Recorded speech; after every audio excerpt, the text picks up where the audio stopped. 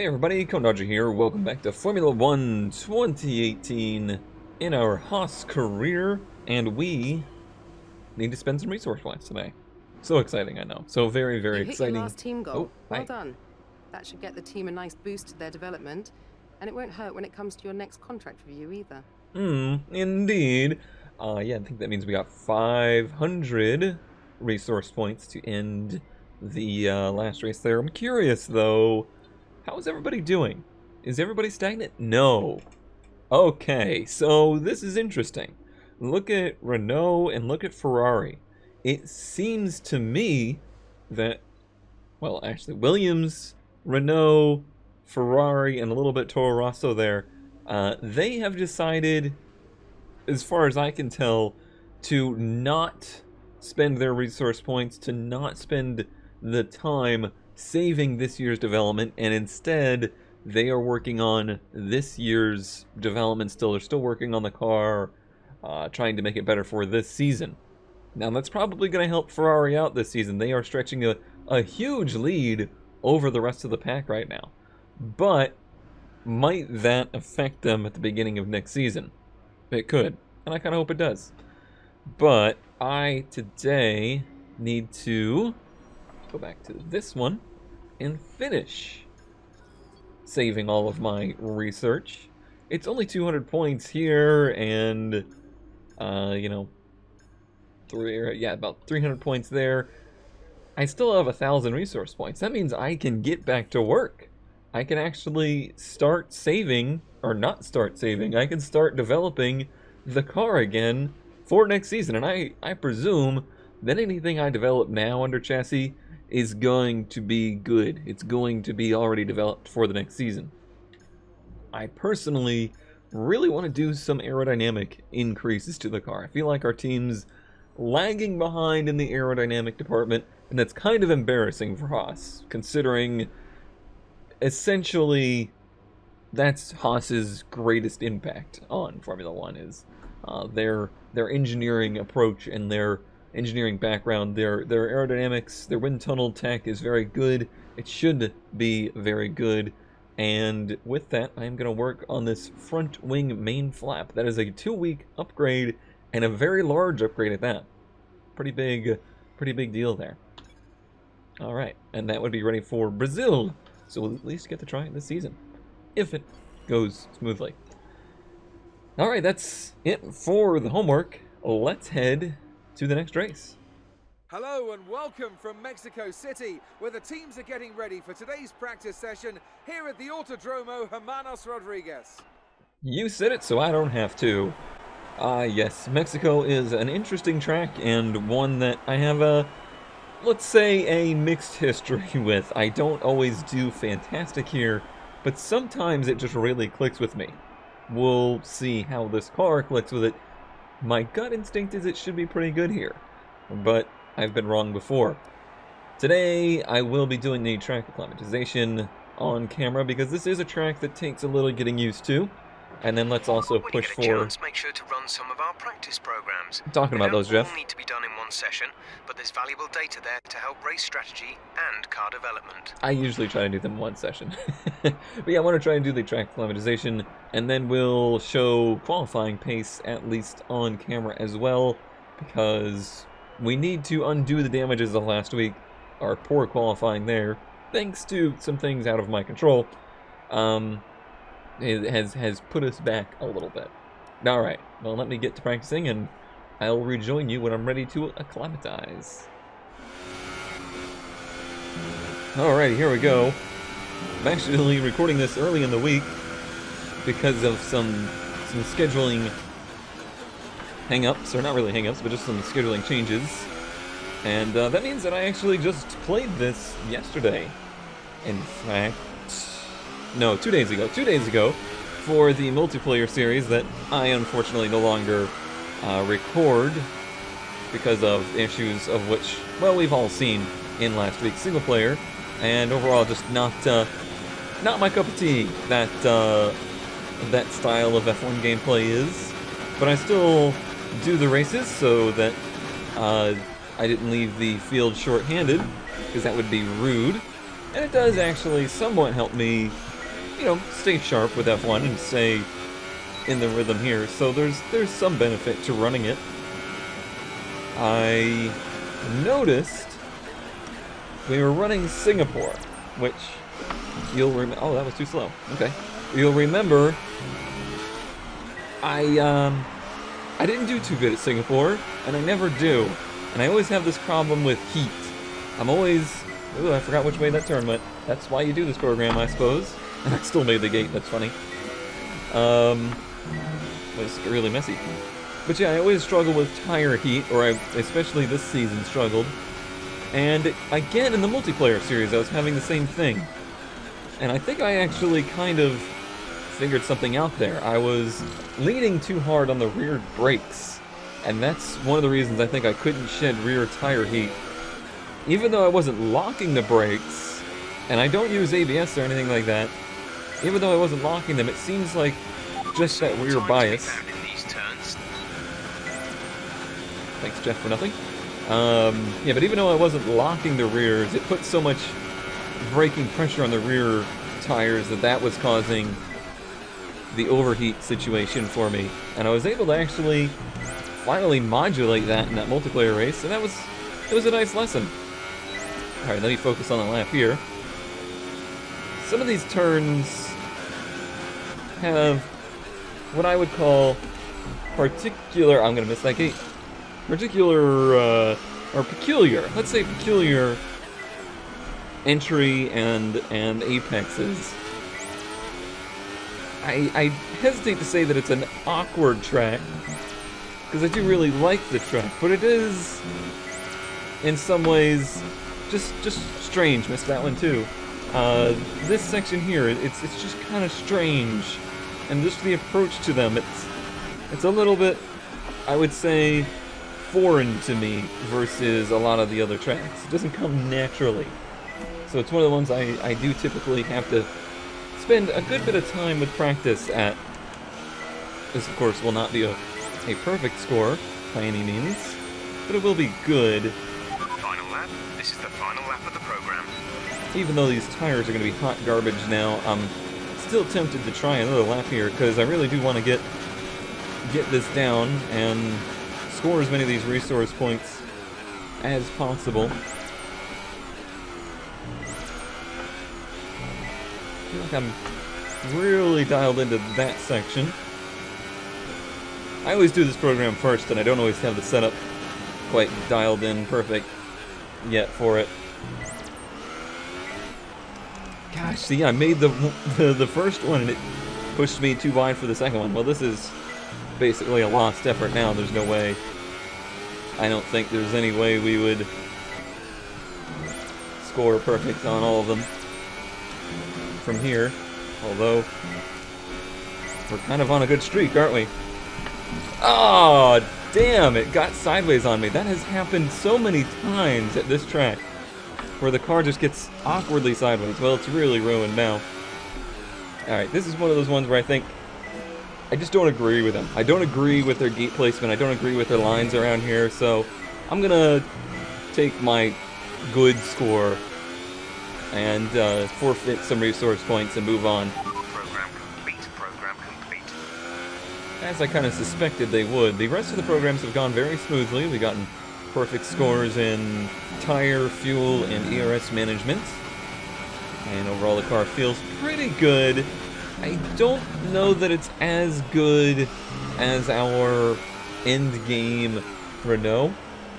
However, it's not as bad as some of the other cars we've driven here. It definitely still is lacking in a little bit of that low-speed grip. I feel like at low speed, it's just not as responsive as I would like. Well, let's see what it's like here in qualifying trim on the good tires. Sector 1 is probably its strong suit, or at least my strong suit with it. Little bit of a bobble there, but not too much. This middle sector, or this middle section right here, I tend to lose just tons of time to the AI. And I don't really know what to do about it. But then out of this turn, I'll make it all back. The gas right there. Feather it. Try to use as much gas through here as you can. Nice, nice. About half a second up. Then we're going to lose a little bit down here as well. Oh, too much curb. Wow, I am shocked that it let me have that. That seems way too far off track. Well, we're going to put that on our memory banks, that it let us run way wide right there and still completed the lap. Job well done. We got some excellent data with that run, so come on back to the garage and I can talk you through the Result numbers. third. I left a little out there. I need to clean up that one turn though. I need to clean up that right-hander into the stadium. Running wide there. Maybe it worked once. Maybe it just didn't catch it. And I could see it being a problem in the future where if I run wide there, there's a high likelihood we're going to lose grip and could face some bigger problems. So, got away with it once. Let's try to make sure it doesn't happen again though. So while I'm out here doing the race strategy program, how about a short discussion on a continuation of the DLC versus yearly game Super release. job so far. We're getting great data. Stay focused. So I have mentioned that I would prefer that they release the game every few years and simply do a DLC style upgrade between seasons to bring us up to, you know, the current season. The argument against that I've seen is, well, there's too much change between F1 seasons. There's probably going to need to be physics tweaks and things like that. It's more than just a reskin. And I would say I agree. I agree completely. Do I think Codemasters really goes into that level of detail? Not always. Not always. Now, that's not to say that every year the cars handle exactly the same and it feels like the same exact game. There has been steady development. This game feels much more sim-like now than it did 3 years ago. Years ago, say when I first started doing, Let's Plays in Formula 1 back with Jolo, it was a completely different animal. It was, I would say, much closer to a pure arcade experience. But a lot of those upgrades, they happened on a particular release. You've nailed what we asked for. Keep it up. F1 2015 shifted Codemasters' focus on this series, on this franchise a little bit, and they redid the physics engine and revamped it quite a bit.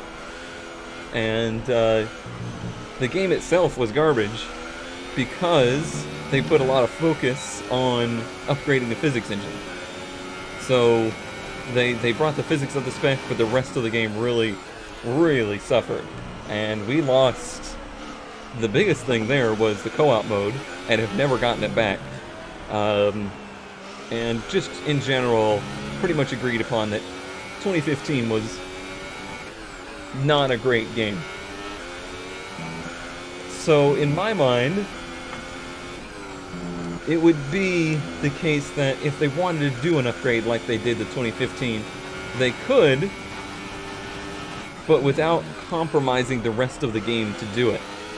I fully feel like this game, just with, the new rule set for next year, new bodies, and liveries and little updates there, extend the career mode a year, and wrap it up and call it good. Okay, super job so far. We're getting great data. Stay focused. I really do feel like there's enough here that you could still do that for probably 3 seasons at most. Maybe less, maybe 2, but at least 2. You could definitely still say this game would be passable for F1 2019 if it had the updated, season stuff. You might have to throw a new track in there, you might have to update some graphics around, but other than that, you don't really need that much to say that it's F1 2019 ready. If there's huge rule changes in F1, say for some reason somebody gets some sense and we go back to V10s, and no hybrid systems, then maybe yes, maybe then that would require some kind of major shift. But I honestly kind of doubt it. I honestly kind of doubt it. I feel like there's little enough change season to season that they could afford to do that. And then in the background, say they want to work on something. Say they want to work on, a more comprehensive. I forgot how to get up the road here. Let's hear. A comprehensive co-op career mode, like I would certainly love to have. Then they would have time to work and develop on that over years, instead of rushing through developing that to get it ready for F1 2019, and then compromising some other features in F1 2019. Or I don't know, maybe a multiplayer mode that doesn't work on peer-to-peer? Maybe? Just a simple request. That's why I have the stance that I have of they need to break this yearly development cycle. It's certainly not healthy for it. And that's my 2 cents. And now we'll go qualify. Not long now until the lights go green for the Mexico Grand Prix qualifying. So let's get ready and see who has that pole position winning performance in them this afternoon. I hope it's me. I don't know if it will be, but I hope it's me. We don't think you'll have any trouble getting into the next session, so don't push too hard. What if I want to push too hard, huh? No, yeah, I do feel really good about qualifying today. I think I've got a pretty good grasp on it.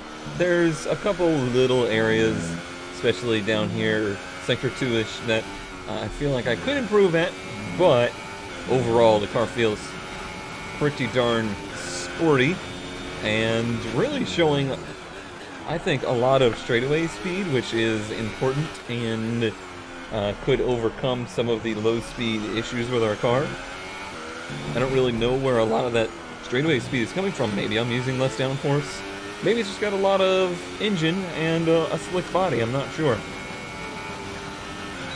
But let's just try and get ourselves a nice Q1 lap in here. Another little topic of discussion. Somebody wanted to know, at least I think what they were asking for was kind of a background of where I come from in F1. Like what got me into F1 and, why I'm interested into it, or what got me into it. It's kind of really just an accidental thing. I mean, from a very young age, I was always obsessed with cars. However, growing up, I was certainly more into the oval racing stuff and NASCAR due to family influence. Formula One just kind of came up through chance. I by chance saw a Formula One race on TV, and just the absolute craziness of it is what drew me in. The cars sounded so crazy, the technology seemed so futuristic. It was all like a fantasy world to me at that age. I'm talking young, like 6, 7, 8 years old. That was a decent lap, but I do feel like there's a lot left in it. That might be enough to get us through, though. But yeah, it was more the cars. It was more the engineering. Granted, 7-year-old me did not know the engineering, but just the technology is what drew me into it. And the sound and the speed. It was such a different kind of spectacle. Then as I got older, I actually really, honestly, lost touch with F1. The era that I grew up in was the Michael Schumacher domination era. And although I did, pay attention to it and watch it, it really wasn't until kind of the beginning of the Red Bull era that I started really getting back into it. There's only 1 lap of fuel remaining.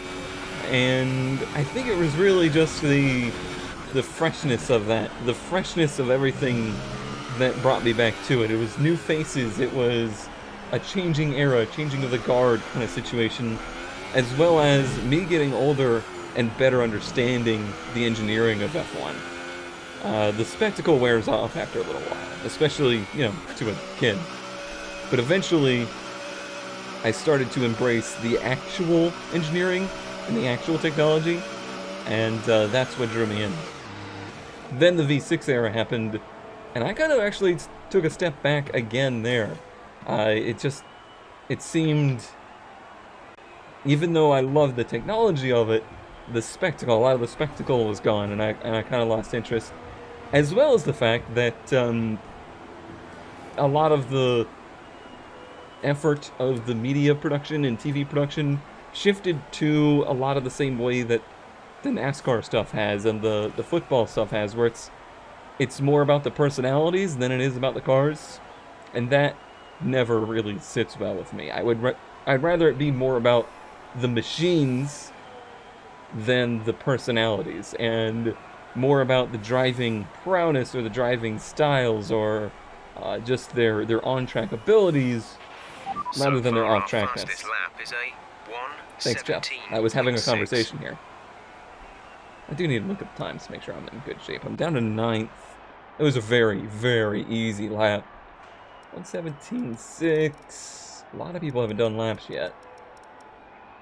But we're ahead of Gasly and Sainz and Van Dorn by seconds. We should be fine. I'll keep an eye on it. But yeah, I have a weird relationship with F1. I can't just say there's one thing that drew me in. There's not this real easy answer I can give anybody for that, unfortunately. Alright, apparently I need to go out and do another lap.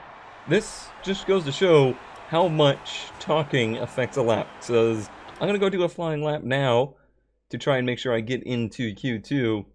And I'm just going to focus on the lap and not into commentary. And I'm just curious how much time we're going to pick up. I didn't even put new tires on it. I'm going to use the same set that I used before. And I bet we find at least a second. I want to almost kind of use this as an opportunity to,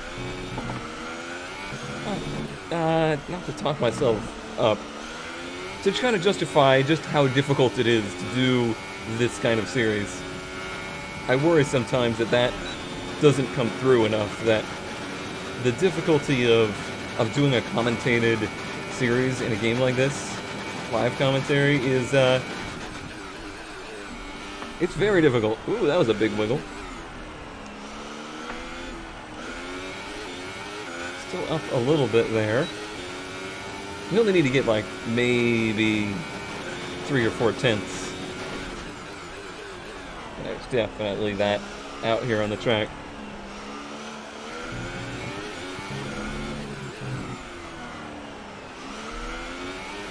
There's certainly people that have made like entire YouTube careers out of doing this style of content. And even if their style isn't the same with mine, I give them... Okay, there's 2 minutes left in this session and we're in the drop zone. We need a quick lap, or that's qualifying over for us. I give them maximum praise for doing it. Certainly not the easiest thing to do to get YouTube fame.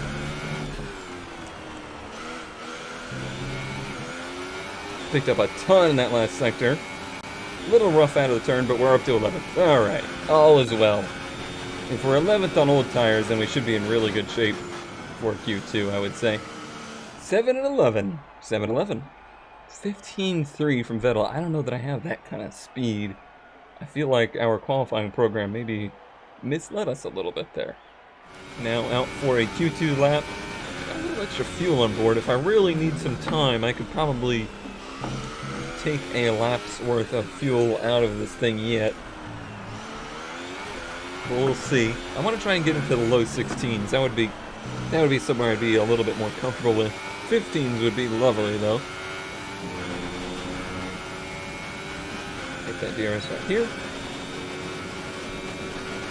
Pretty clear track ahead. I think we got a Sauber, but it's pretty far up ahead. We should be alright. Much cleaner turn 1 entry there. It's funny how much time there is in these cars just in smoothness. They don't like abruptness, which is the exact opposite of the V8 supercars I'm currently messing with over there in Assetto Corsa.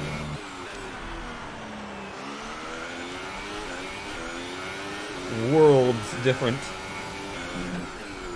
What's that being a multiplayer series also makes it worlds different. It's pretty nice. I feel like there was a little on the table there.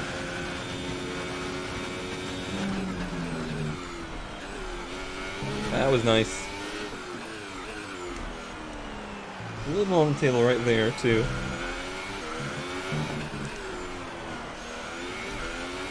Good exit. This might be a 15.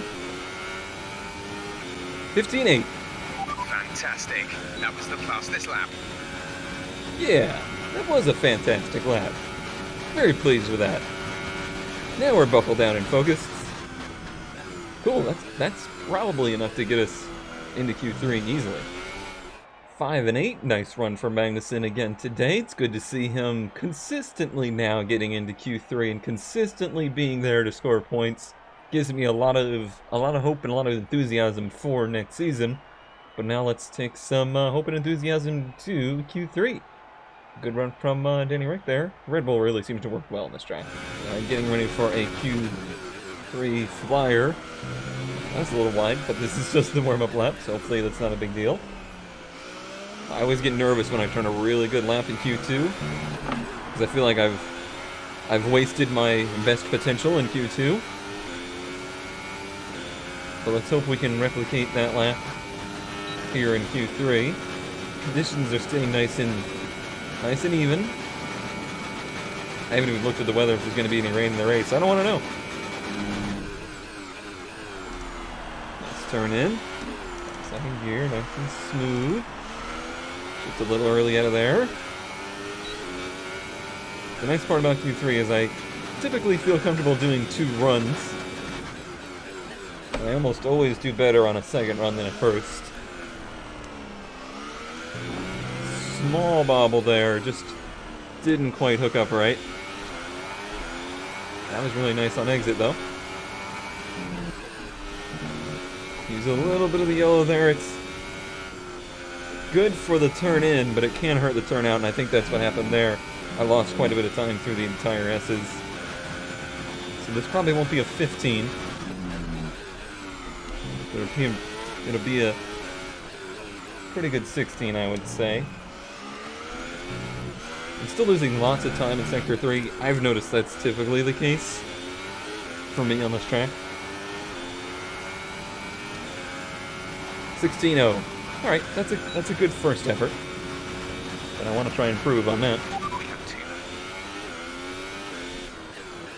Taking every last drop of fuel out of it. There's very, very little that I could take out. So let's see what a second run would do. I don't really want to make up too much. The only place I really want to find some time is there in the S's. I feel like I left some on the track so I could find some tenths of a second through there. I don't want to push anywhere else any harder, really. Understeer there, it's going to cost us. Not a lot. We're almost a tenth down right there, though.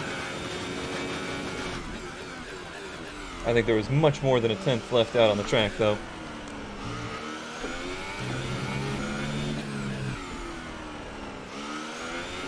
Oh, nice exit.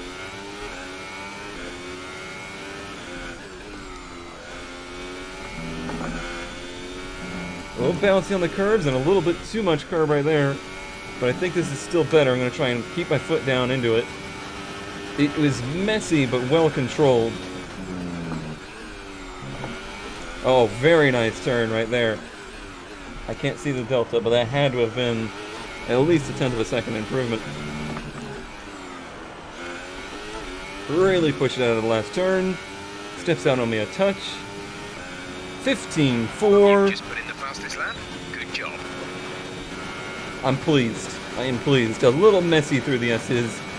I don't think I lost a lot of time there, and certainly was pushing track limits, but stayed away from any judgments there, and feeling pretty good about it. This is a track where you jump over the edge real quickly, so it's possible that I was just, 0.01% away from losing it in those S's, but instead, we really got the most out of it. Grid is all set then for the race tomorrow. But before we go, let's quickly remind ourselves of our top three, who are Vettel, Red, and Max Verstappen. It's time to leave for now, but we'll be back tomorrow when the Grand Prix itself gets underway. Bit disappointed in that. I thought maybe we had a shot for the pole today, but Vettel put down a 15-1. We know how strong that Ferrari is right now, so to be that close is still pretty good. Disappointed that Magnussen only ended up P9. That's not a great starting position. You either want to be 8th or you want to be 11th. That's the way that qualifying works. Because 11th, you start with those new tires and you get to do your own tire strategy. 9th and 10th, now you're on old tires and right in front of cars that are on new tires. It's not a very strong way to start your race, but at least he's in Q3 and has a chance for some points today or tomorrow in the race. Go ahead and see if there is an interview, but I'm feeling pretty darn good. And it kind of... Oh, sorry. Good day today. Hi. Tell us about it from your perspective. Well, I Great recorded it. qualifying session. Are you feeling safer ahead of the pack? Safer ahead of the pack. Yeah... Sure. It's got to be a relief to qualify that far up the grid. It's always a relief. Yeah, sportsmanship. Oh, shoot, that's sportsmanship, not showmanship. Appreciate your time. I always get those backwards. I should have picked a sportsmanship team. Oh, man. Okay, well, that will wrap up our practice and qualifying for Mexico. Stay tuned tomorrow for the race.